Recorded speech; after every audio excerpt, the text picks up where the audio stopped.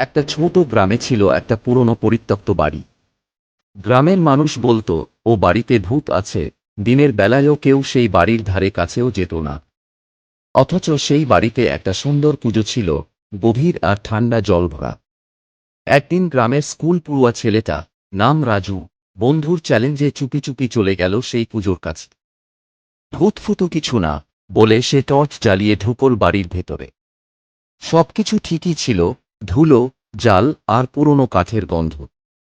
কিন্তু পুজোর কাছে পৌঁছতেই টর্চটা হঠাৎ নিভে গেল। রাজু ভাবল, ব্যাটারি শেষ। সে মোবাইলের টর্চ অন করল। ঠিক তখনই কুজোর ভেতর থেকে একটা শব্দ এল, জল দে, অনেক পিপাসা পেয়েছে। রাজু চমকে গেল। সে ভাবল, কেউ মজা করছে। কিন্তু চারপাশে কেউ নেই। হঠাৎ করেই কুজোর জল একটু একটু করে উপরে উঠতে লাগল, যেন কারো হাত ভেতর থেকে ঠেলে দিচ্ছে। রাজু দৌড়ে পালাতে গেল, কিন্তু দরজার কাছে গিয়ে দেখল দরজা বন্ধ। পিছনে তাকিয়ে দেখে পুজোর ধারে একটা ছায়ামূর্তি দাঁড়িয়ে, চোখ দুটো জ্বলছে পুজোর জলের মতো। ছায়াটা বলল, তুই একা এলি, এবার থাক এখানেই, যেমন আমি ছিলাম। সেই রাত থেকে রাজুকে আর কেউ খুঁজে পায়নি।